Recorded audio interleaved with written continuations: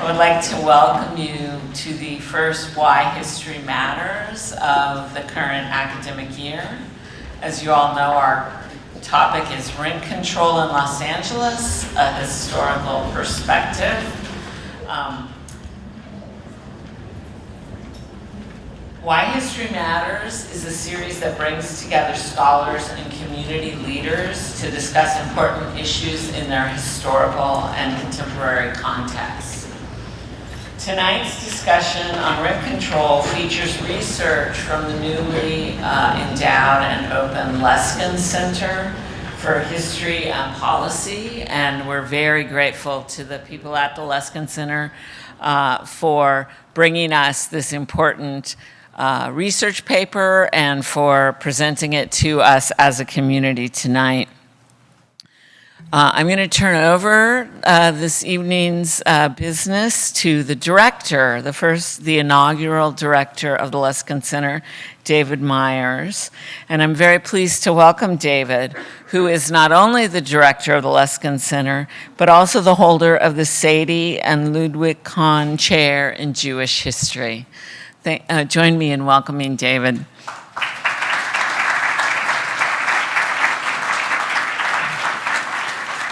Good evening, everyone. Welcome. Thank you, Carla. We are delighted that you have taken on the responsibility of serving as chair of the department. We look forward to many wonderful years under your tenure. So as Carla mentioned, this event is co-sponsored by the Luskin Center for History and Policy, which is beginning its second year of existence. The center was established in February 2017 by Meyer and Rini Luskin with the mission of bringing history and historical analysis to bear on contemporary issues of great relevance. And we try to do that at the center in three ways. We do that by producing research that links past and present. We do that by teaching and training students and faculty to engage in historically informed policy analysis. And one of the ways we're innovating in that regard this year is by introducing a new monthly workshop entitled Putting History to Work that seeks to impart skills to historians to engage in work that has a very present-day orientation. And we do it as well through public programs like this that highlight the importance of history. We're introducing another series this year entitled The Historian in Society, which really seeks to understand what the place of the historian, and perhaps more importantly, history is in society at this moment. And I invite you all to come to our first event in that series featuring our history department colleague, Professor Peter Hudson, November 15th, 4 p.m. I'm turning to Lindsay. He will deliver a talk entitled Black History in a Dark Time. I think it's fair to say that no time in recent memory asks of us with such urgency, how, pray tell, did we get to where we are? This is the point in time, I think, at which history steps in to offer an accounting of how we got where we are. And perhaps also it might offer a roadmap for future action. And that's really what brings us to tonight's discussion. Just about a year ago, we held our first public event of the Luskin Center for History and Policy. It was a panel discussion somewhat like this on November 1st, and Zev reminds me that our timing is perfect. It was Game 7 of the World Series, so we're doing a little bit better, and the score is? You haven't looked. 1-0 Dodgers when last we looked. The panel discussion was entitled Gentrification and Its Discontents, Boyle Heights and Beyond. And at the end of that discussion, a questioner by the audience by the name of Zev Yaroslavsky asked a question designed in his characteristic way to find a pragmatic solution to a complex problem. How to mediate between the desire for economic growth, which is in all of our interests, and the desire to protect the most vulnerable residents in a neighborhood, especially in the midst of a severe housing crisis. Zev, at the end of that question and discussion that ensued following it, raised the prospect of rent control as an effective, if not definitive, tool that must be reconsidered. Of course, such a reconsideration would require revisiting the Costa-Hawkins Act of 1995, which placed severe restrictions on municipal rent control ordinances. Out of that question and the discussion that ensued emerged a strong desire on our part to understand better the past of rent control as a means of ameliorating present-day housing crises. The Luskin Center went about organizing really an A-team of researchers who include an extraordinary trio of UCLA History Department historians, Peter Chesney, Lindsay King, and Marques Vestal, and I would ask those three people to stand up so that we can recognize them and thank them.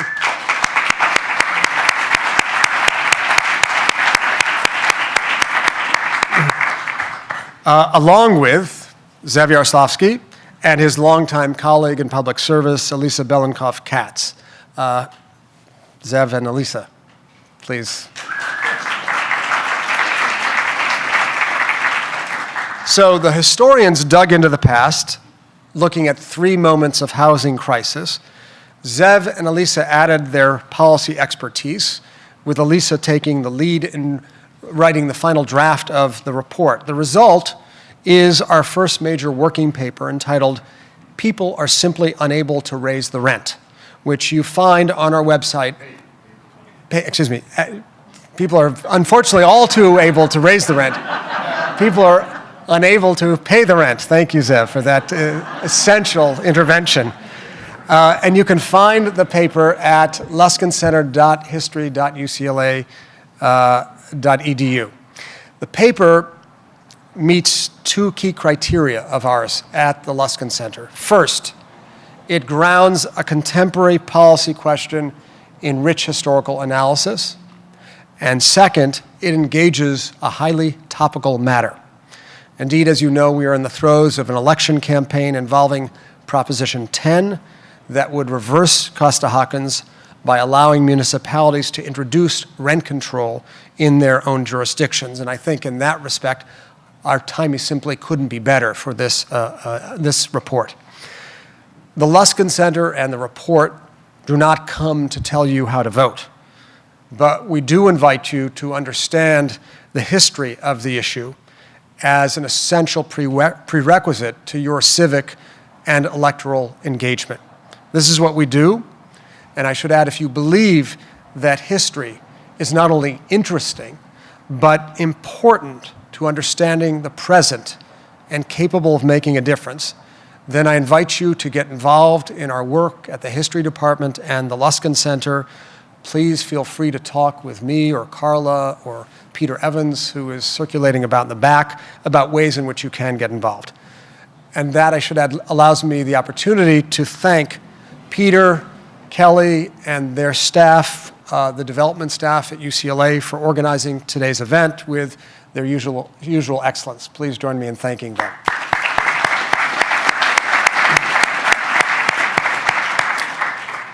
I would now like to invite up Elisa Belenkoff-Katz, a fellow at the Luskin School of Public Affairs and the report's lead author, to say a few words about it. Elisa.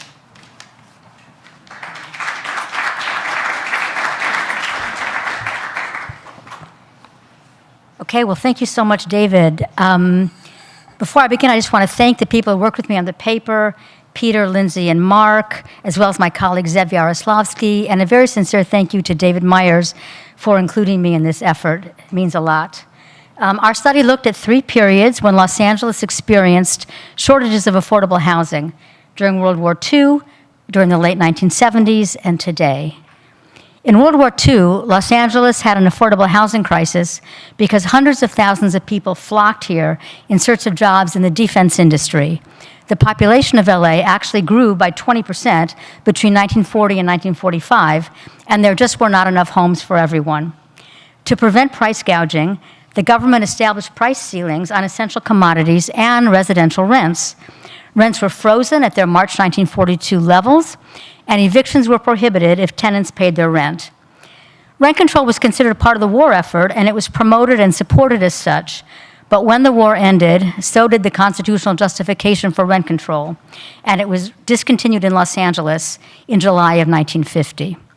So fast forward to the late 1970s. I'm going through this very quickly. The genesis of our current rent stabilization ordinance lies in the inflation of residential property values in Los Angeles in the late 70s. In the last half of that decade, the overall rate of increase in home prices for all of Los Angeles County, from the wealthiest to the poorest areas, adjusted for inflation, was 69%. So 69% countywide in a little less than 6 years. Of course, in the more affluent neighborhoods, the rate of increase was much higher. This resulted in enormous increases in property taxes, and while homes were soaring in value, so were apartment buildings, and rents rose dramatically. The local papers were full of stories about people whose rents were doubling practically overnight. Homeowners got relief when Prop 13 passed in June 1978, but very little was done to protect tenants. A battle over rent control ensued, and within 2 months of the passage of Prop 13, the city of Los Angeles had passed its first rent control law. That went through several iterations, and by April 1982, we had a permanent rent stabilization ordinance, or RSO for short. The key provisions of the RSO are rent hikes to ongoing tenants are limited to the previous year's increase in consumer price index. Single-family homes and apartments built since 1978 are exempted. And we have what's called vacancy decontrol recontrol, which means that when a tenant moves out, the landlord can charge a new tenant whatever the market will bear, but future rent increases are again controlled by CPI. So these are the main provisions of the RSO, and they are still in effect today. There have been a lot of amendments over the years, but the broad outlines remain the same. So today, we're in another affordable housing crisis. According to Zillow, at the end of 2013, median rent in Los Angeles was 47% of median income, the highest ratio of rent to income in the nation. 30% is considered the most that a family should pay. Here in Los Angeles, the median family is paying 47%. So why did this happen? We still have the RSO that was passed in 1979. Why is it no longer enough? Well, our paper found a number of reasons. One is an ongoing increase in property values. That 69% increase in home prices that galvanized the Prop 13 vote had, by the end of 2017, become a 238% increase in home prices, and this is all adjusted for inflation. So rents have gone up too. Secondly, increasing poverty. Beginning in the late 80s, early 90s, the demographic and market conditions in Los Angeles changed dramatically.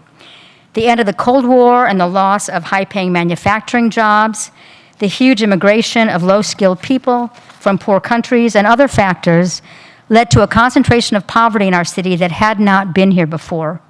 In the 70s and 80s, LA County's poverty rate was close to the national poverty rate, but by the year 2000, poverty in Los Angeles was 44% higher than in the US as a whole. And thirdly, while the need for affordable housing in LA has grown, the number of affordable housing units and the share of rentals covered by the RSO have both dropped. We can also say that the impact of higher rents is different now than it was in the late 1970s. While the rent control movement of the 70s was centered on white middle-class communities, minority communities were not experiencing soaring rents. They were experiencing disinvestment and neglect. Today, the high rent problem affects everyone. Also, in the late 70s, we can say that the middle class individuals whose rents were going up had some options, but today's lowest income renters really don't have any options except going to the streets. And this is one of the reasons why today we have 53,000 homeless people in Los Angeles County. So that's a very quick overview of the history. At the end of our paper, we offer a series of options for policymakers to consider, but I will leave that part for our panel. So thank you very much.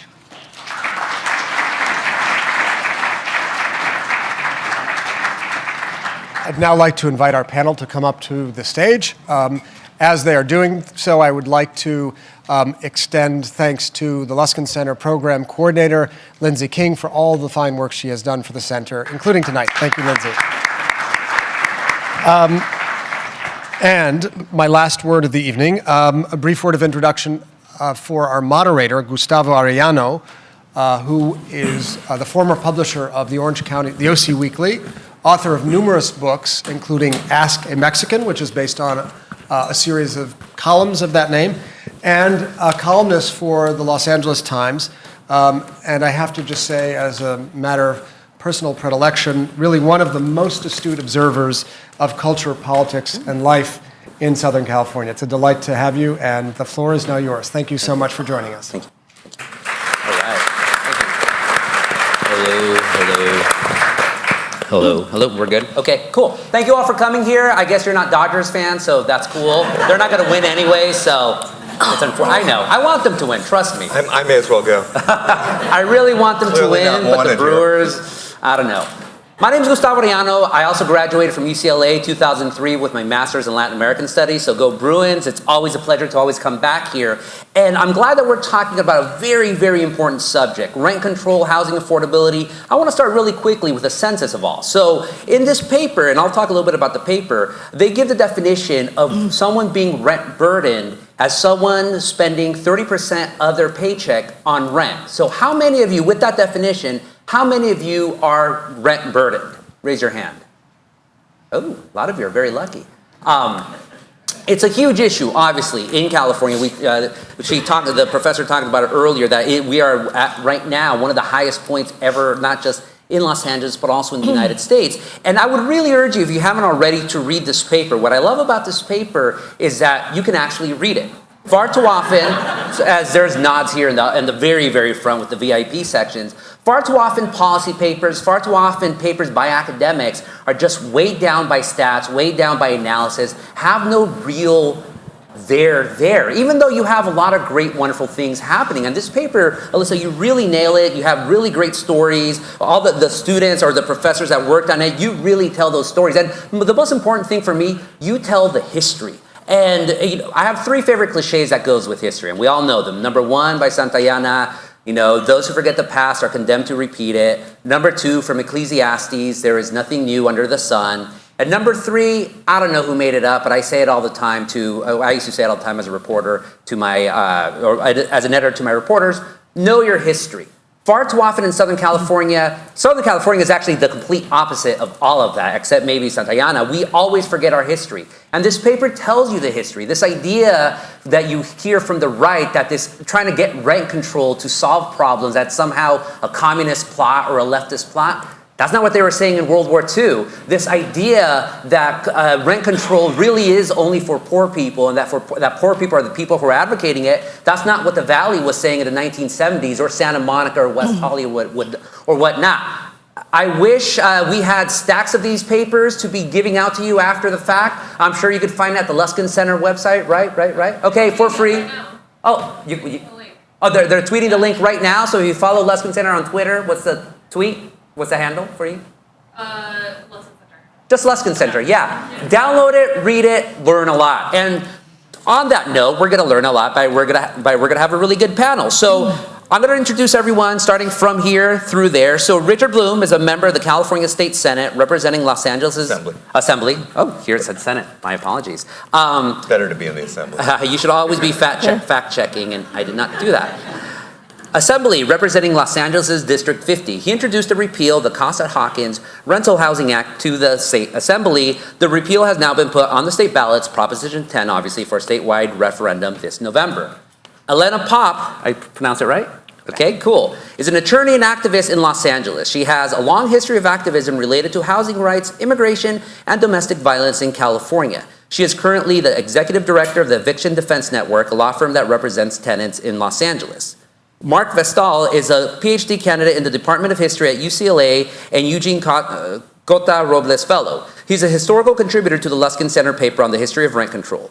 Mark's dissertation examines black housing security in South Los Angeles, 1929 to 1965. His third chapter, Control the Rent, uncovers a contested history of federal rent control in World War II Los Angeles from the perspectives of unorganized tenants. And all the way to my right, Bill Witte is a chairman, CEO, and founder of Related California.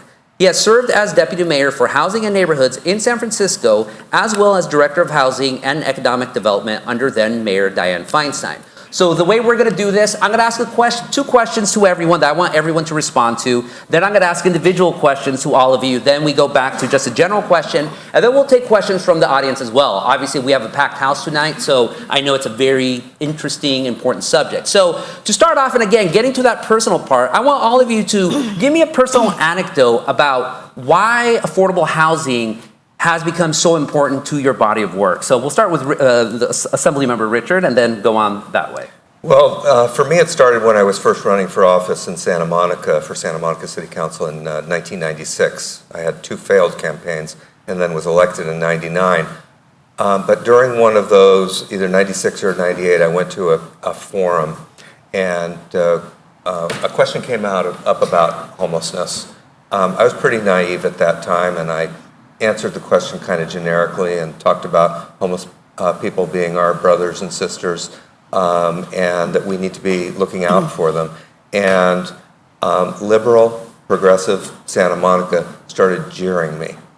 That really jarred me in my own backyard. So I started studying the issue much more closely and took both that and affordable housing, which is a traditional priority in Santa Monica, on as priorities for myself. Awesome. Elena?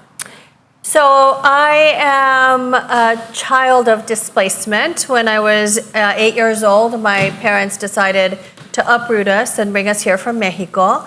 And it led to ultimately my mother not being able to pay the rent. And I remember what it felt like to see the sheriff at the door, not understand what was happening, and then watch my mother standing with the few things that she'd been allowed to take out, standing on the sidewalk crying. And there is no more impactful episode in a child's life than seeing the person that's supposed to protect them not be able to protect them. But that gives me the fire in the belly to do the work that I do. I graduated from UCLA in 1981 at the height of our post-1979 housing crisis. I did work around homeless issues at the Ocean Park Community Center at the beginning of my career, decided that shuffling homeless people in and out of shelters was not a solution, started doing prevention and development work in housing. And here I'm almost 60, should be thinking about maybe retiring, and we're back at the same place I was in the 1980s with one horrifying story after another coming through my office. I swear I cannot hear another sad story. 69-year-old woman getting hit with a $1,000 increase from her 42-year tenancy, and her income is only $866. She will be homeless, and hence the fire in the belly gets lit again. Awesome. Mark? For me, I would say the personal anecdote is my family's been evicted 3 times in Los Angeles. The first time we were evicted, I think I was maybe 13 or 14 years old. Didn't seem like a big deal. Shit happens. Then the second time my family was evicted is I think I was an undergrad here at UCLA. And my aunt hadn't found new housing. And I think I was low-key evicted. I was homeless for 2 weeks, I think, when I was an undergrad. I forgot how I figured that out. I think I stayed with a buddy. And then the third time, I really don't even remember. They just kind of run together. So eviction is just kind of in my housing blood, so to speak. And now with the affordable housing crisis that's going on, I can't think of maybe one of my childhood friends still lives in Los Angeles. Everybody's been pushed out to San Bernardino. I have a friend right now that's being evicted out of Santa Monica, and their family's headed to San Bernardino. I have childhood friends that are now in Phoenix. My own family is in Dallas, so everybody's been pushed out. So in terms of personal experience, that's where it is. In terms of my work, it's really not trying to solve houselessness, but I actually learned from houseless people, which really created the orientation for my dissertation. I was co-teaching a community scholars program that comes out of the urban planning department, where we take urban planning master students and what we call community scholars, which are really activists, labor leaders and stuff like that. And the theme for that was Black liberation in Los Angeles. And one of the major themes in that was land and obviously housing. And I was going to class one day. This was being held at the UCLA Labor Center downtown. It's right next to MacArthur Park. And one day I show up and there's tents in the park. You know, I'm like, cool, okay, there's tents in the park, there's tents all over the city. And then the next day I come back and the tents are gone. And the police have erected these orange kind of construction fences. The stretchy ones, Yeah, right? they don't do anything, they just let you know you're not supposed to be there. But the houseless folks were out of the park and I didn't see them around. And then the next time I came back the following week, they were back, but they weren't in the park. They were on not the sidewalk, but that patch of grass that's between the street and the sidewalk. And I sat there and I thought about it. And I said, that's my argument. That's my dissertation, where people will find housing security in whatever gaps in enforcement and policing that they could find. They'll self-build housing. They'll do whatever's necessary to find it. And so I went home and I started writing. Awesome. Can't wait to read your final dissertation. Bill. So I got a master's in city planning at a university other than UCLA, longer in Philadelphia, longer ago than I care to remember. But I worked in government for my entire career has been either financing or developing affordable and mixed income housing. As a developer, that's 29 years. Government, that was 15 years, so you can do the math. In California, we've become the largest developer. We've done 15,000 units of affordable and mixed income housing. We're the largest developer of affordable housing in San Bernardino County, 1 or 2 in Orange County, and 1 or 2 in San Francisco. So I've seen hugely different circumstances, and I've seen the positive side, admittedly barely making a dent in what good can be done with enough government and other involvement and partnerships. Most recently, with a local nonprofit, a community of friends, we've interviewed with the Veterans Administration to be the master developer to build 900 units of homeless veterans housing at the VA site right down the street here. So it's just kind of in our DNA. Now, I can't point to you one incident, but 5 of our projects, including 2 in LA, including the first on the West Coast, were the redevelopment and preservation of old public housing sites for those residents.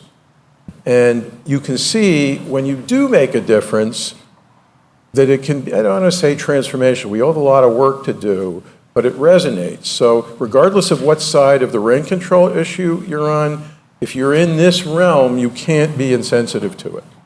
We're going to talk about sensitivity later, but you're talking about development, and this week, the New York Times interviewed Republican gubernatorial candidate John Cox, and he has a really easy answer to solve the housing crisis. Just build a lot of housing. Just get rid of all the regulations. He was talking about how he could easily build stuff in California, but he chooses not to. He'd rather build in Indiana, of all places, because it's far more cheaper. What would be your response to John Cox, Richard? He wants us to build it in Indiana? No. That he says it's far easier. He says his company, he'd rather build in Indiana than California because of all the regulations. It's far too expensive. So so his answer to defeat housing, the housing pricing, is to build more houses. What would be your? Well, this is an off-stated opinion, and the fact of the matter is there's truth to it. We do need to build more housing, and we need to build it big time. According to some reports, we need to build 2.5 million units by 2025, and we should be building 3.5 million, but we're on track to build only 1.5 of those. So we're going backwards. We're not going forwards if we don't build enough housing. That is part of the solution. And I've certainly carried a lot of legislation to help make that happen, as have a number of my colleagues in the legislature. We had a record number of bills in a housing package that passed in 2016. But it was at that time that I really started thinking a little more in depth about this issue and realized that even the most optimistic projections have it taken 10 years or so to build that housing. And what to do and how to help those people who are suffering today in this moment and over the next 10 years. We can't simply write them off and say, this is a lost generation who will not have housing or will have a lower quality of life because they're paying too much for their housing. That's the main reason that I took on the Costa-Hawkins debate. Aleena. In a city with a vacancy rate of 3%, there's an estimated 200,000 luxury units sitting vacant. And so the market isn't doing its job because too much luxury housing is being built that people simply can't afford, and it's one of the reasons that we do need regulation. I'm not an urban planner, and I'm also not a slow growther. I actually am not afraid of development and of building. What I am afraid of is the impact that development has on surrounding communities. So for instance, downtown, when the Reef was developed, we lost not one unit of housing. It was a adaptive reuse kind of a deal where they took, I think, warehouse space and built luxury housing. But the impact on the surrounding community, even though those units were rent controlled, as owners see, gee, they're getting so much more. And so then they start pushing their rent controlled tenants out in order to charge higher rents. That lack of control is what's leading to the loss of a lot of affordable units. Rent-controlled units are affordable units by definition. Today, even non-rent controlled units are affordable units because rents skyrocketed so quickly starting in the summer of 2016 that someone who's been in a unit just since the summer of 2016 is paying $200, $300, $400, $500, sometimes as much as $800 below market. And so we even have to preserve those units. And I think that the only way to do that is by having rent control laws that are strong and at the same time building smartly. I like the idea of building along transportation corridors, but literally transportation corridors, not these concentric circles that then take up the entire city because everything gets defined as a transportation corridor. And when we do that, we have to make sure we get enough very low housing that's affordable to very low and moderate income people so that we actually address the problem. Yeah. Mark. I'll go the history route. So there's a few things. One is building more housing is not mutually exclusive with rent control. Thank you. I think the best way, every time I say anything about rent control, the first thing somebody says is that that's not a solution to the housing crisis. I didn't say it was a solution, it's a response. So you could think about the housing crisis in two ways, which I like about this paper, and I just thought about this before I came here. I'm very happy about it. So during World War II, you could think about the housing crisis in two ways, the World War II and the housing crisis in the 70s. And so let's say World War II was an acute housing crisis. War happened, it happened. And then let's say the 1970s is like more of a chronic kind of crisis. Well, let's think about a patient. You have one that has an acute injury, they were shot, and you have the other one who had a heart attack, a chronic disease. In either case, it's an emergency. We're not gonna sit there when a paramedic starts to triage the emergency. We're not gonna sit there and say, that's not a long-term strategy, that's not a solution. No, you have to plug the wound and you have to resuscitate the patient. Yeah. That's the nature of emergency. So what this paper allows is for people to frame the issue properly. It's not a solution, it's a response. So in that sense, they're not mutually exclusive. Another thing which I've already heard echoed on the panel is the rent's relentless. The rent's due every month, every week, every day, depending on what kind of housing accommodation you have. I know that. A lot of people know that. It's kind of common sense. Saying I can build more housing if I didn't have regulation is basically just telling tenants to eat cake. Like, you know what I'm saying? Like, so they're not mutually exclusive. You want to build more housing, go for it. Nobody's gonna, you deal with it. But right now, people need to pay the rent, and they need rent to be affordable. We need rent control. So Gustavo, I did read that article, and like a lot of those things, it's like saying, well, if we didn't have drugs, we wouldn't have an opioid crisis. I mean, no problem, just get rid of it. So, that's just a campaign. Having said that, Richard's right. In Seattle, tech-driven economy, gentrification, all of that, takes 8 to 15 months to get a project approved. In much of California, it takes 3 years. What do you think happens over 3 years? Nothing good. Now, especially, let's forget luxury housing. Just put that aside. So it takes 3 years. So what? You're right. It's expensive housing. That's not addressing the affordable housing need. It takes 3 years to do an affordable project. That's wrong. That needs to be fixed, or else we're all spinning wheels. It just takes too long. By the way, developers like rules. They complain all the time. Developers like rules. Tell me what the rules are. The problem, LA, I think, is particularly at fault here. There aren't rules in a lot of cases. So, But yet the developers always complain that there's too many rules, too much regulation. We complain all the time because we're programmed to do that. Okay. But I'm telling you that if you know the rules, San Francisco is a much easier place to develop than in LA now. Why? They did big rezonings of these areas, not close to existing residential areas. They have deep affordability requirements for the whole area. So you can't just do 100% affordable market rate project. But you know that. You know that going in. If you don't like the rule, then don't go there.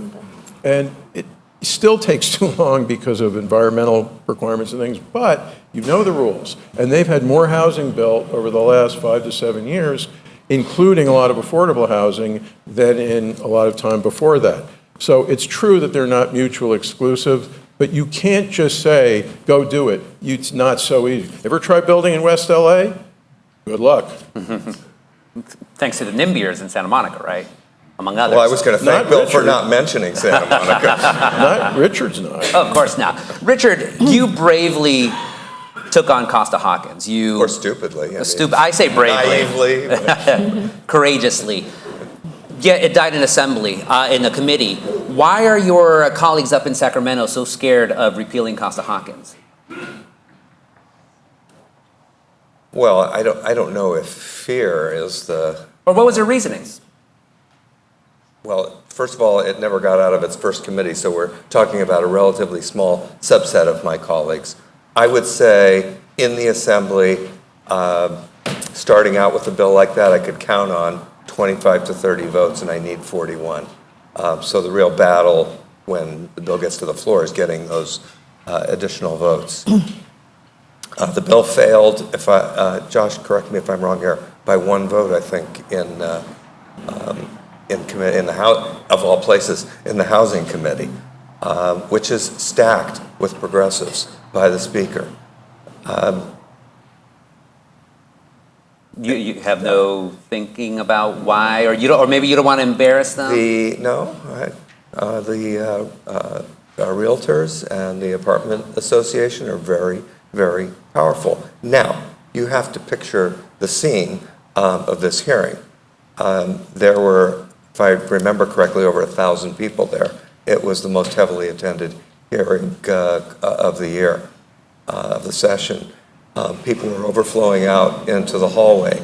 At one point, it got so boisterous in the hallway that we could hear people banging on the walls. I'm not sure whether they were pro or con, but they were banging on the walls. They were pro. The public hearing. It was us. I thought, Elena was right there. I was there. That's awesome. I thought I was in a Santa Monica City Council meeting. I was having flashbacks because it was going to run so late into the evening. So I think all those factors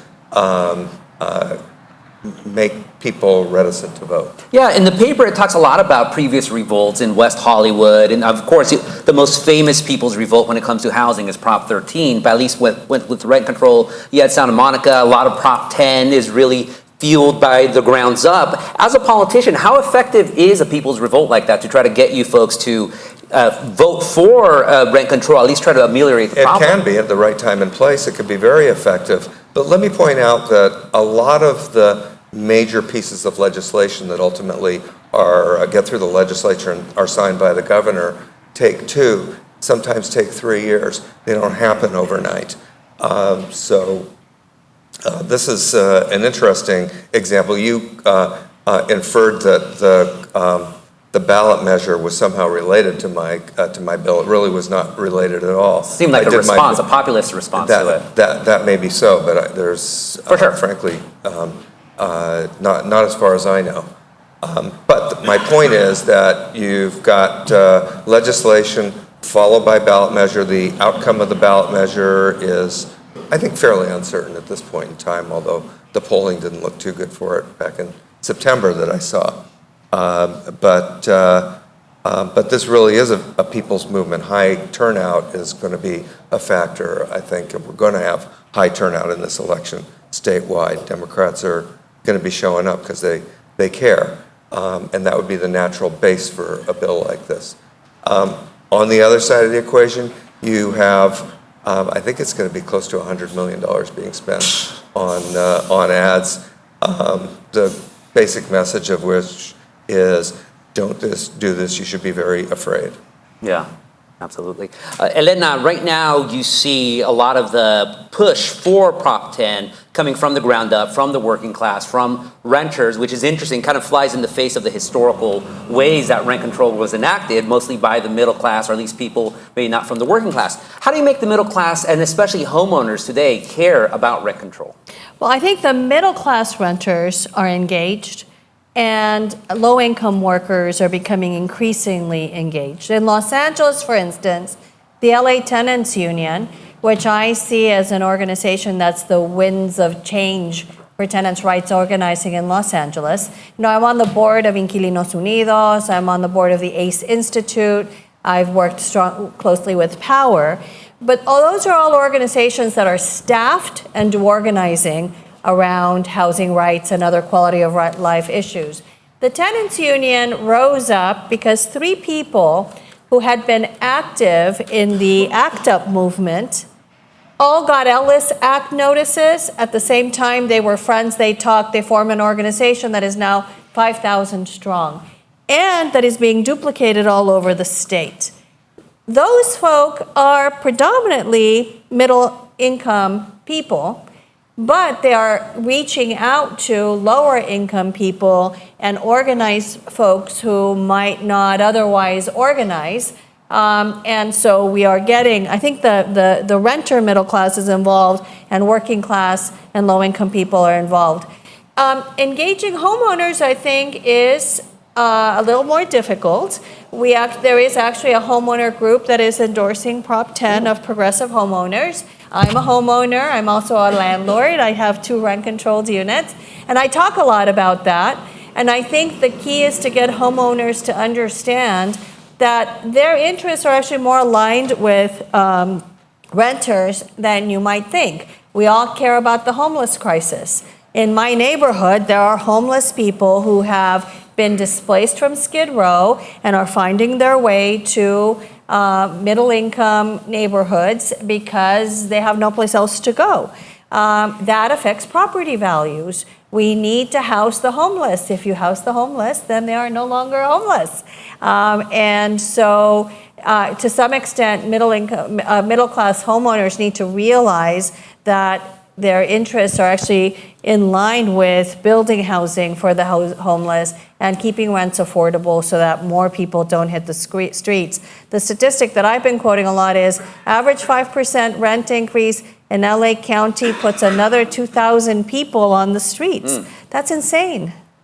Well, what's an effective way of educating people about the issue like that? Because one of the other things I learned in this paper was during World War II, how you had the government teaching people. There's a great poster here of Uncle Sam. It says, rent control protects you. And it goes down the line. If you don't know your legal rent, get it from the OPA area rent office. And it was amazing to have the government telling people about the rights you have as citizens for rent. So I don't know about California, but definitely not the federal government's not going to teach us that this time around. So how do you educate? I think the campaign is an opportunity to educate. Unfortunately, we're being outspent so severely. One of the things that I do is my household has 1 car on purpose because we're environmentalists. So one of us is always on public transportation. I used to cheat a lot and take Lyft. Now I get on the bus and I get on the train. And as soon as it takes off, I get up and I'll say, who agrees with me that the rent is too damn high, which is the organizing translation to the title of that paper. And then people will want to talk and everybody will start, the buzz gets created. And then I say, who agrees with me that who has heard about Prop 10, and few have, and those that have are renters that are voting against it. And then I educate about why they should be for, and then educate the whole buzz. hand out my sign-up sheet, and then I recruit people for the campaign. So we have to talk to people, and we have to talk to our neighbors. So my office is running 48 precincts in Pico Union Westlake and 28 in Lincoln Heights. We're located in one neighborhood, I live in the other. So we took those two communities, divided the precincts into 100 voters each, and we have people having quality conversations with their neighbors, talking to them where the neighbor is at. So we know which are renters, we know if it's a homeowner, we ask, if it's a single family home, we ask, are you a homeowner? And we have different wraps for each. And it's a question of doing that one-to-one, face-to-face conversation with folks. That's really important. Mark, I'm going to read you this from the introduction. I love this quote. At the heart of this project, talking about the paper, at the heart of this project is the belief that history is an important, if often neglected, tool in policy analysis. Why do you think that? Why do you think analysis has for so long neglected history when talking about the issues of the day? I'm really not sure. Maybe for some people, history is boring. I don't know. But in terms of rent control, I really think that history helps us reframe problems, right? It seems like when people talk about rent control, they get so worked up like it's this big thing. But if you think about history, let's survey the room. How old do you think history control law is? How old? World War I? World War II? How old? The rent control law? Yeah, just any of them. Like how old? When do you think the first rent control law was passed, documented? In Los Angeles, right? Anywhere. Anywhere. In the world. In the world. New York City, 1919. 1600s. Is that true? The answer is? 1600s where? Rome. Rome. Yeah. Really? It was, I don't know if that was a lucky guess, but actually, well, it's the 17th, but it's also the 16th century. When the Pope in Rome had basically, it's with the creation of the first ghettos in Rome. When Jews were moved back into the ghettos, they didn't own their buildings. Their Christian landlords did. And so they were hiking up rents, and obviously they couldn't be afforded. And so some of the first documented rent control law is for Jews in the ghetto. You see, I think people are fascinated by history. When you include these narratives, when you include these stories, people are going to be that much more willing to read an analysis paper. So that's what excites me so much about what the Luskin Center is trying to do, or what your work is trying to do. So at least in your opinion, why do you incorporate that history into your policy papers? Why should, let's put it that way, because you did it, why should policy analysts include history? One is that we get to reframe problems. Like, when I first heard about rent control, it felt like it was a new thing. Like, this is a new policy, this is a new problem, and it feels like the magnitude of the problem is so much larger than it really is. So if we've had rent control law in various ways in 16th century Rome, it was in Portugal, it was in Spain, it was in France, it was in Egypt. There's been various rent control laws over and over and over and over again, and they're there for a reason. It's because they're usually responding to some kind of emergency. They're responding to war. They're responding to famine. They're responding to floods. They're responding to pretty much every emergency condition you can imagine. And the Egyptian Supreme Court, legal jurists, all types of folks have commented that rent and housing are special. We can't just build more real fast, and the rent doesn't go anywhere. It's a stable number that you owe every month. And so rent control laws have been a way of responding to that, and that's what history really provides. It says this problem's not new, housing crises aren't new. Yeah. And if anything, what history is going to tell you is that housing crises they might be a mistake, but they're really a feature of urban life. So that's kind of what the rent stabilization law is. It changed, right? So we also get to see, like, what are the differences? Because with the history of rent control, you have rent freezes, which were the most common, which was like, you can't raise the rent past this point. But in the 70s, there was, I would say, when you look at the history of it, you're getting a different kind of law. You're getting stabilization, and it stays. It's meant to be permanent. Yeah. So we have to start asking questions. which history can provide. Why do we decide not to do a freeze and we decided to do stabilization? What does it have to do with political ideology and the way that we think about home, right? So usually when I tell somebody about rent control, they're like, look, if people just can't afford to stay here, then they need to go. Well, I told a pack of buddies at a bachelor party, this is where we had the discussion. He was Damn, that must have been a fun bachelor party. Right? He was like, no, I'm serious. It was at the dinner, and they said, well, if people can't afford to stay here, they just need to leave. And I said, okay, fine, but so basically you're telling me that the ethical basis for you of people being able to stay home is their ability to pay. And these were all middle class cats. And so I said, your ability to pay is not merited to you. It's merited to your family's position and where you were born and what you look like. And the fact that I can't pay the rent, I was better educated than everybody there, but I can't pay the rent because I don't come from wealth. So that can't be the ethical basis of our housing, can't be ability to pay. It has to be something else.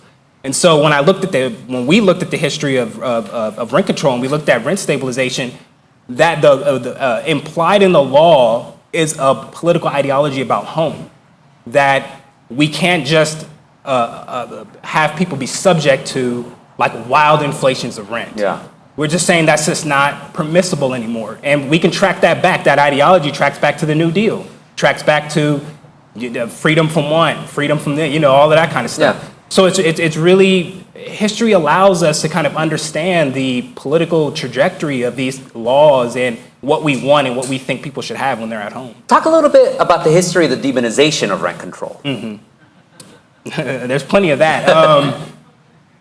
I mean, me personally, I know it as far back as World War II, yeah. But we did have a attempt at not rent stabilization, but a rent control law in 1921 because we had massive inflation after World War I, and most European countries passed versions of rent control during that war, but the United States never got around to doing it. But Los Angeles locally did try to pass a rent ordinance, but I think it was the Apartment Association of Los Angeles, it's on their website, they're proud of it. They lobbied against it and got it defeated. So in terms of World War II, in terms of the demonization of rent control, well, when the Price Control Act was passed in 1942, the pressure behind being patriotic, right? Nobody was really talking trash about the rent control. And in the black newspapers, there's a gossip column, and it was called Racetrack Gossip. And I love the way he talked about it. He says that rent controls come to pass pretty much with nobody saying anything except a few boobs squawking about it. Huh. So it was like that if you were to really say anything about rent control in the early period, you were considered unpatriotic. Was that the California Eagle? Yeah, it was the California Eagle. Was that Lauren Miller's paper? He was the editor for a while, yeah. Yeah, Lauren Miller ended up becoming one of the lawyers who argued against housing covenants, the Sugar Hill case, and then ended up becoming a justice. So it's really interesting that in his paper, in the Eagle, they were advocating for that rent control. So in terms of the demonization, so in the early period, I would say from pretty much 1942 to 1944, I mean, there was some resistance, but it wasn't like, let's get rid of rent control. It was, look, rent control is unfair. We can't evict tenants. We can't do this. Can we have some adjustments to the policy so that we can get a fair return on our investment and things like that? But around 1944 is when I start seeing in the archive, rent control was being associated with fascism, not communism. So it was trying to be associated with Nazi Germany, as at the time Russia was still an ally, so it wasn't going to be communistic. And I'm seeing this in tenant letters. I mean, I'm seeing this in landlord letters. I'm seeing it from the property associations. That language around fascism, that shifts once we get to about 1945. We start seeing more discussions about this being communistic, and this was coming in landlord letters. And they were starting to call the OPA Gestapo. So that there was this kind of groundswell of opposition to rent control, and it was really, really tied to a lot of the kind of villainous figures of World War II. Yeah, Bill, you're one of the good developers. There's three of us.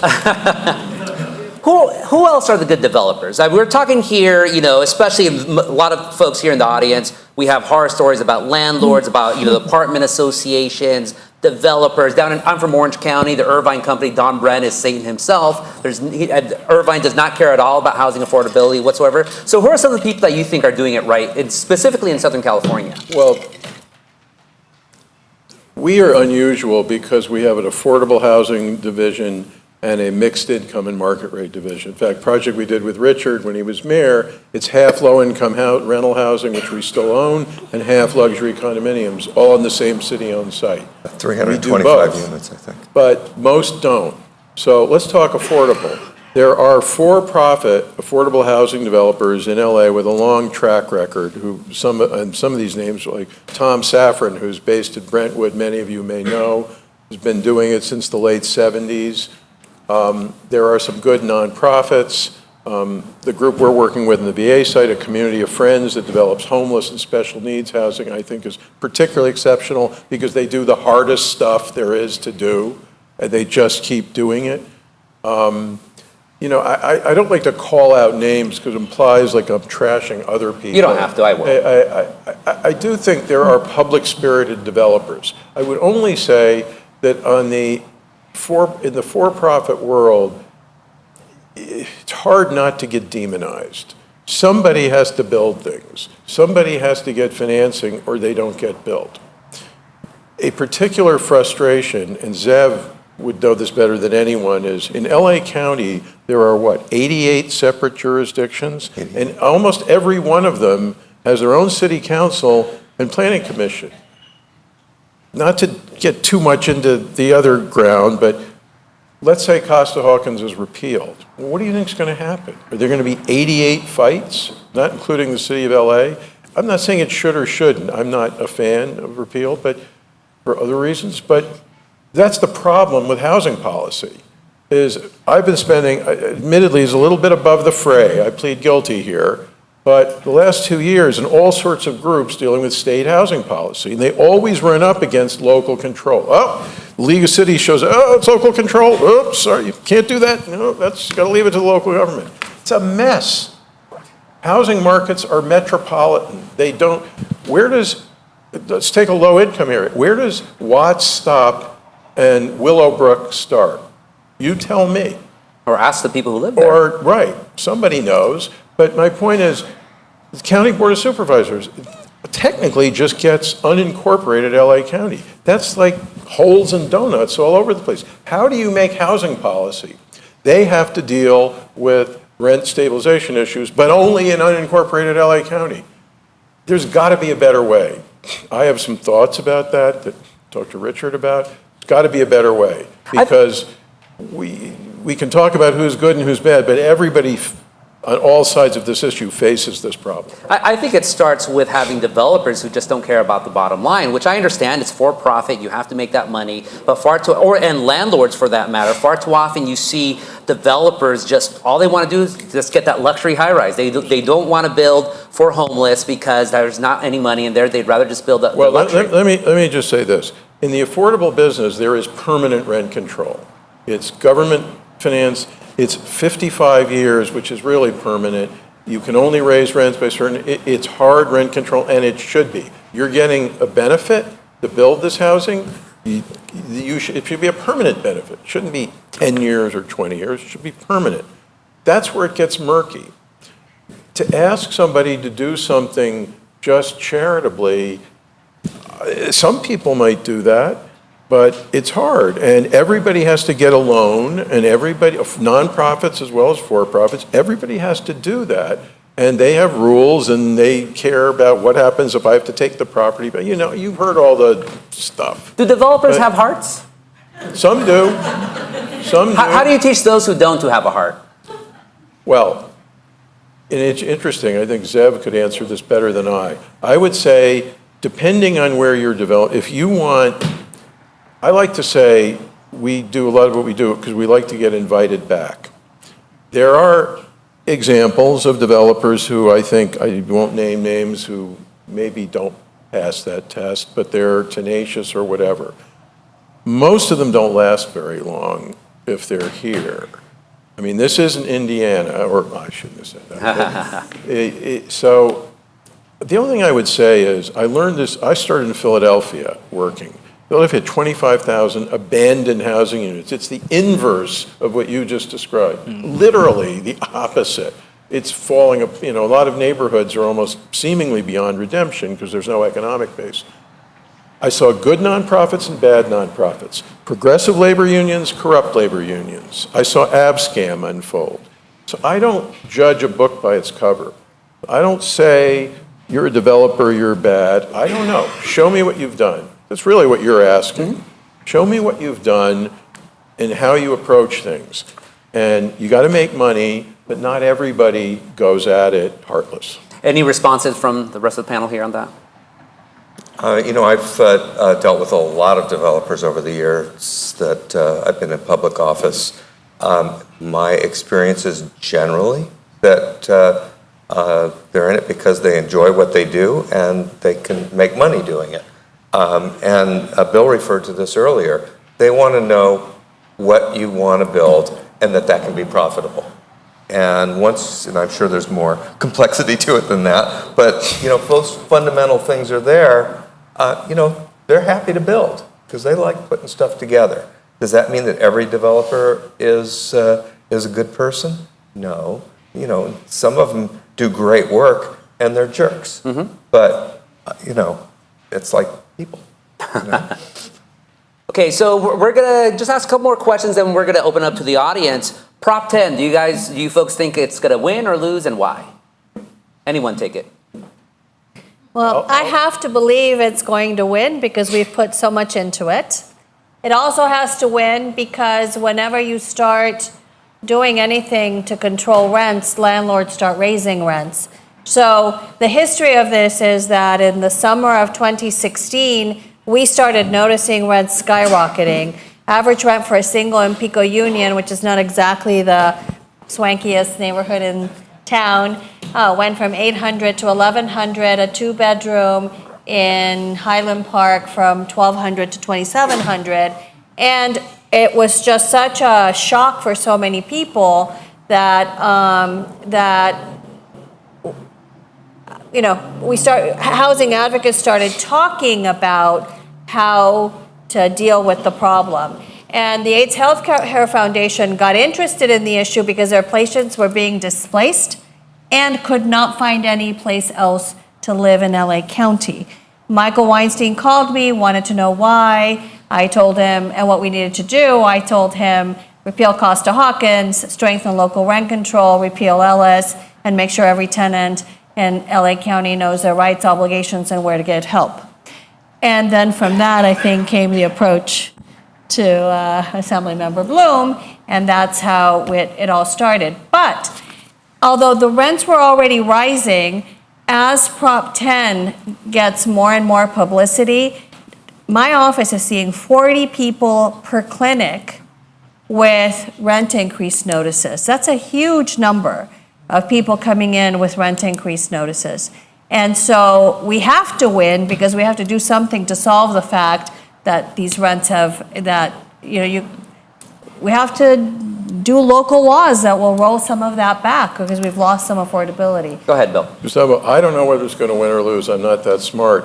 I think you alluded to it earlier. For it to win, there has to be unusually high turnout in that population. I mean, Zev, what was the turnout in the last mayor's race? 23% of registered voters in LA, something like that? That's like astonishing. Now, that was in April, it wasn't in November, it's mayor, I don't know, whatever, but I do think unless there is high turnout, it probably won't win. Mark's the youngest person here. Are you young people going to go vote? I've been buried in a dissertation chapter for the last 2 months. Bad answer. Uh-oh.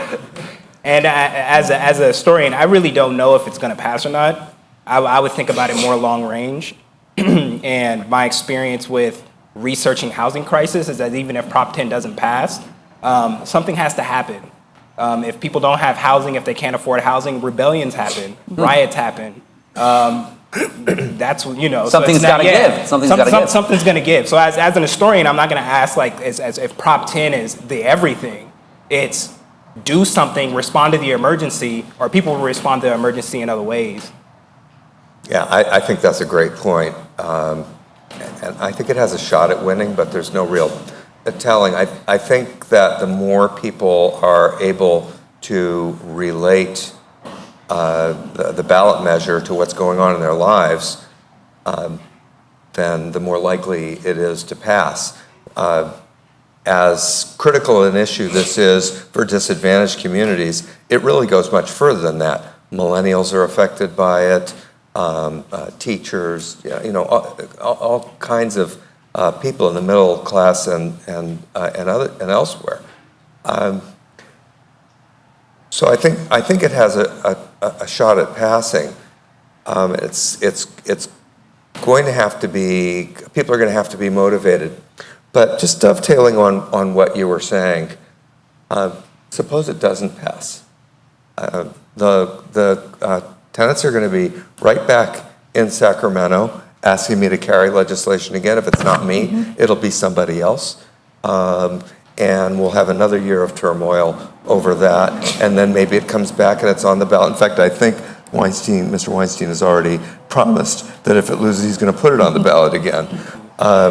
I'm pretty sure I heard him say that. On the flip side, if the tenants win, I guarantee you that, first of all, it'll be challenged in court. How successful that'll be, I don't know, I can't say. But 15 months later, there's another primary.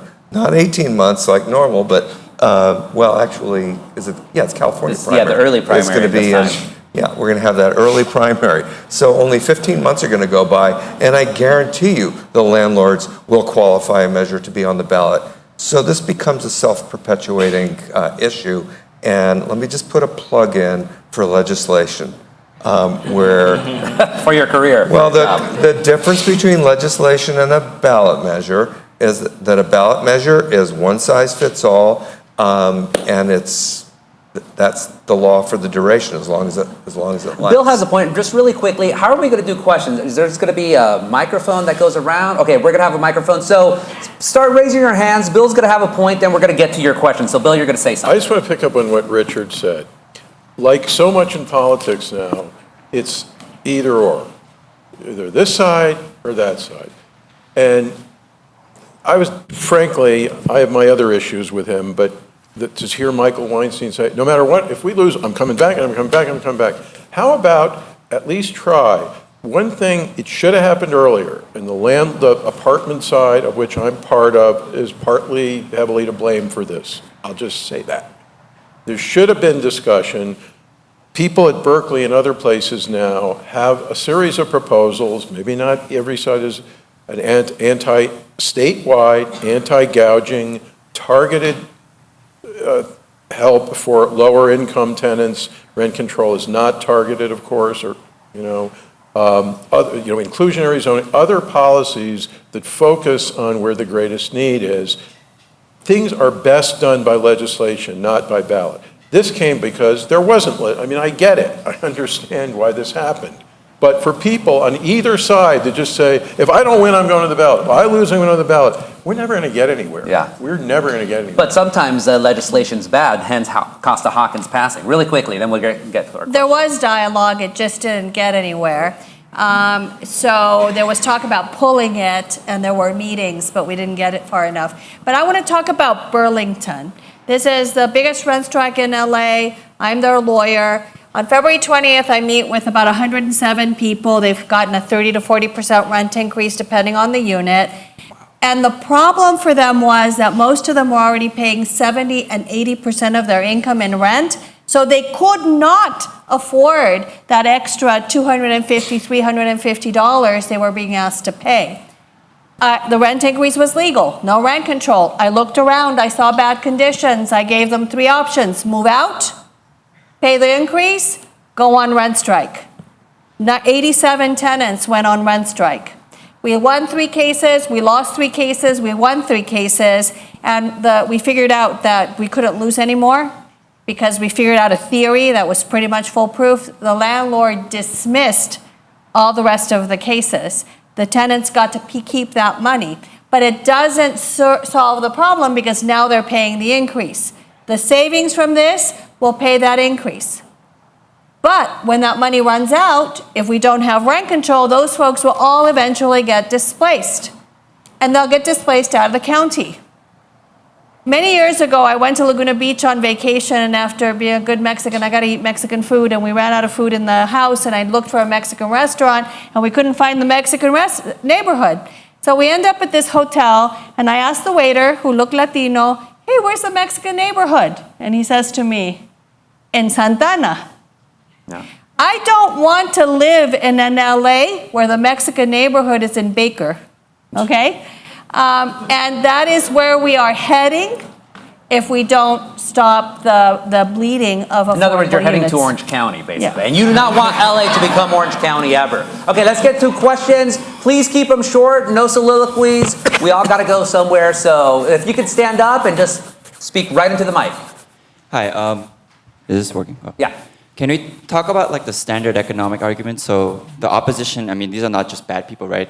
Like the local NAACP and the Veterans Association wrote an opposition in the voters' guide, and they were talking about like the standard economic arguments of how it's going to stifle supply, it's going to worsen the quality, people are just going to convert their units into condos and sell them. All those standard economic arguments. Is there any like historical or like current evidence to maybe refute that or to support that? Because I have no idea if that's true or not. Well, the NAACP took a no position because the president got bought off.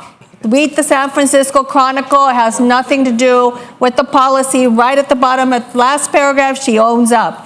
I bet you the Veteran Association, same thing. And my ex-friend, Antonio Villaraigosa, also got paid a shitload of money to, oh, can I say shit? We're being... This Anyways, is UCLA. yeah. Of course we can.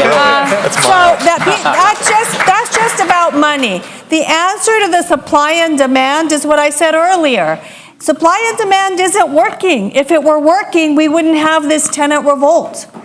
When you back people up against a wall and charge them rents they can't afford to pay, they will rise up, and that is what's happening. People are rising up because they're already living 3 families in an apartment in order to afford it, and so many people on the streets, and that's why we have this. So the market isn't working, and hence the market arguments, I think, are just crap.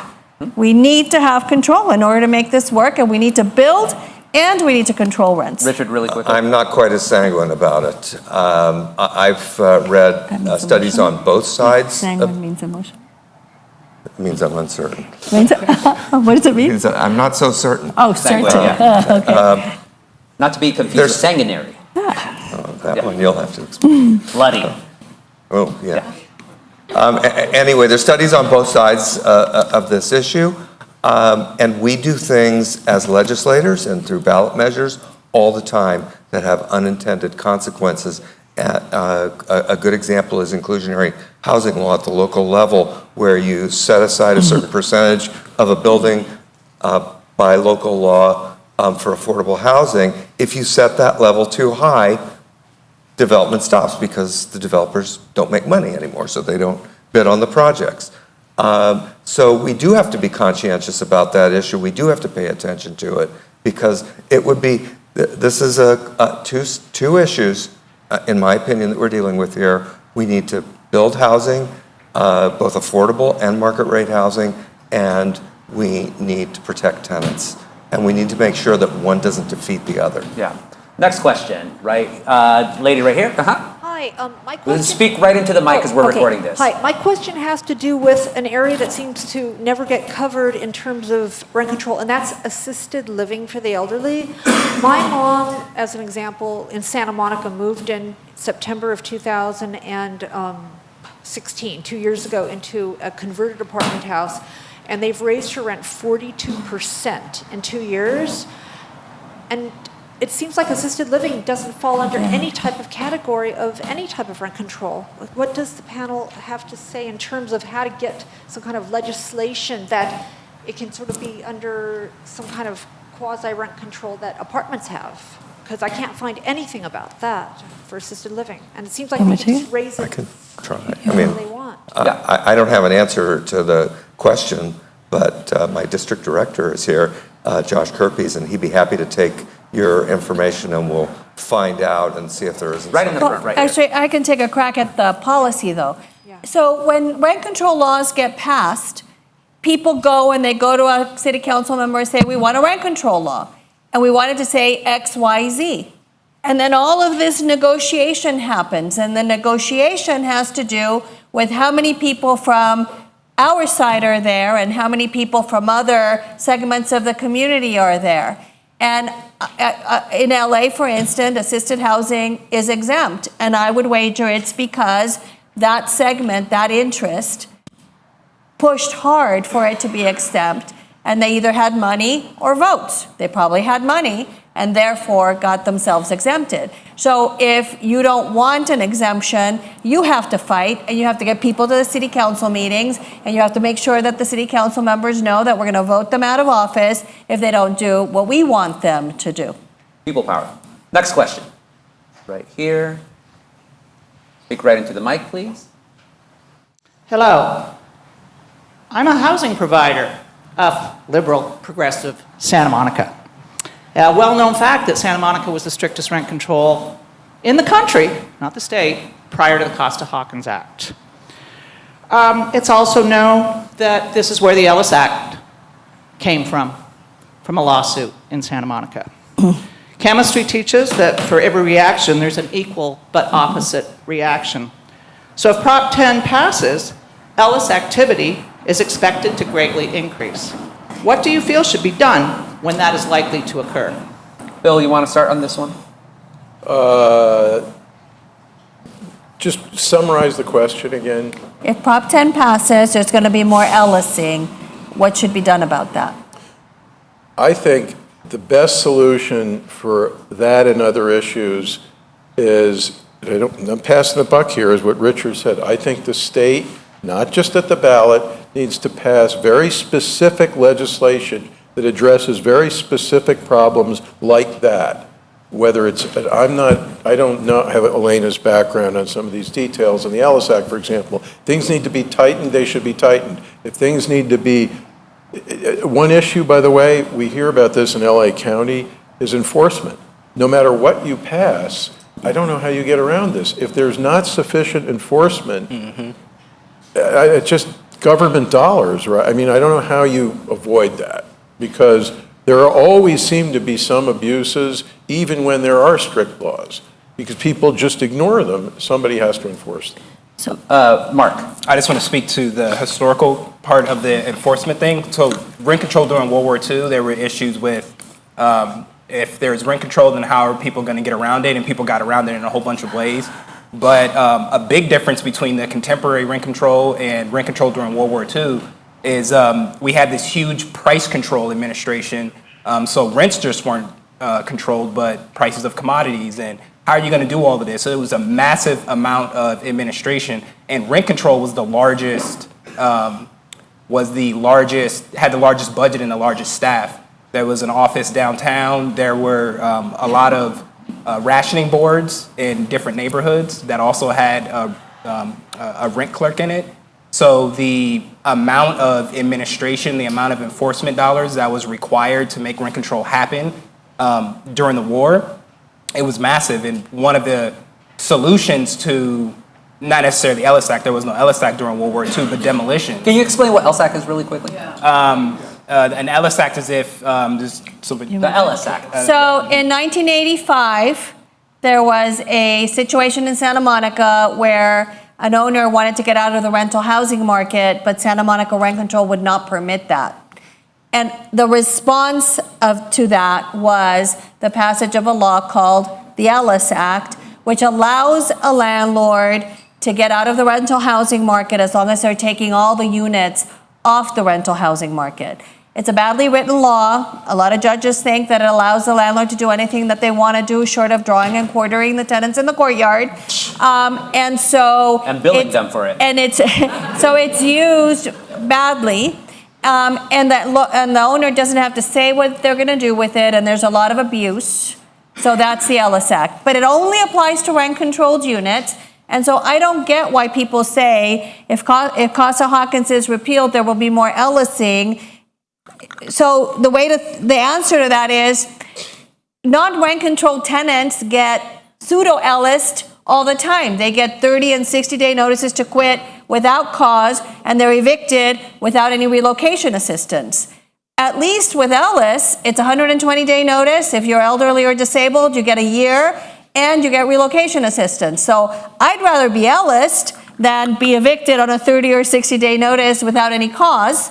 And frankly, the next step after Costa-Hawkins is this very bolstered tenants' rights movement. It's going to repeal Ellis. Really quickly, Richard. Ellis was the subject of my other big and unsuccessful tenant bill last year. It was a reform bill, not a repeal. And maybe this is a good way to close, just to give you all a flavor of how complex and difficult passing legislation can be. We were actually able to negotiate, after weeks and weeks and weeks of meetings and hearings, a compromise to that bill with the Apartment Owners Association, including AGLA, which is the local, all the apartment owners folks signed off on the compromise. It was the last day of our session. We brought it down to the floor. It was the last day to have the bill amended. We brought it to the floor, and the realtors, who had not said a thing the entire time, swept in and were literally calling members at their, texting members at their desks, and getting messages across to oppose the bill. And I wasn't able to get it across the finish line. One more question right here. And then after that, of course, if you guys want to talk to us individually, at least some of us will talk to you. Right in the mic. So one of the pieces of history that I do hear from the developer or the landlord side of this issue is the anecdote of New York, when people were torching their buildings because and there were that I guess rent control had made it unaffordable to keep operating these apartment buildings, and that's the anecdote I keep hearing. So I'm wondering, since this is such a piece of history that seems to loom very large, especially in the minds of landlords, if you guys could speak to that and to the wider context of what was really going on and how that maybe would differ or be similar to the situation in California. Yeah, so what would be, let's start with Bill, then talk to history and all down the line. How do you think the issue of rent control is different here in Southern California as opposed to other places in the United States? Because obviously housing prices are and rent is going through the roof everywhere. That's a good question. Population growth is larger here than in most of the country. So there are more pressures. Although interestingly, if you look at the raw numbers, the greatest growth is on the low end. Yeah, the paper talks all about that, yeah. There is. Yeah. In fact, there's good demographic history in this paper, you know, putting aside the policies, just explaining how we got where we got. So I think the pressures of job growth and population growth are particularly intense here.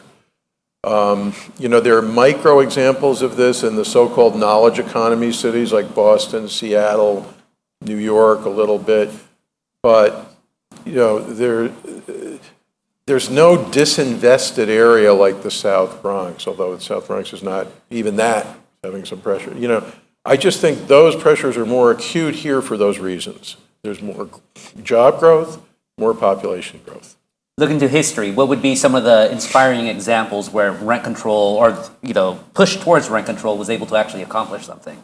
Well, during the war, that a similar argument, not necessarily in terms of arson, but the refrain coming from landlords was that they couldn't operate their properties at a profit.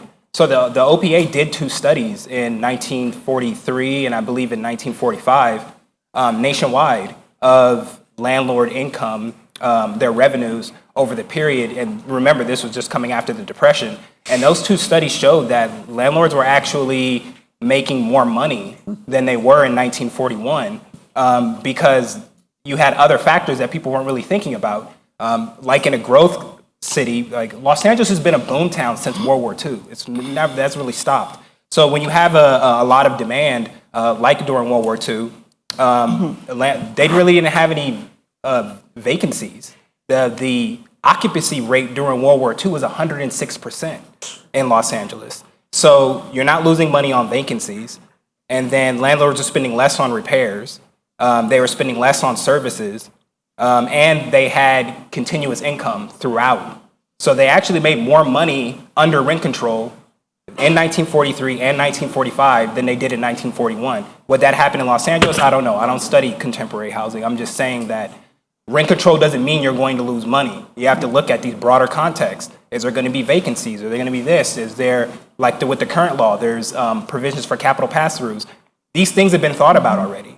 Yeah. So some of that stuff's already in the legislation, and even during World War II, it was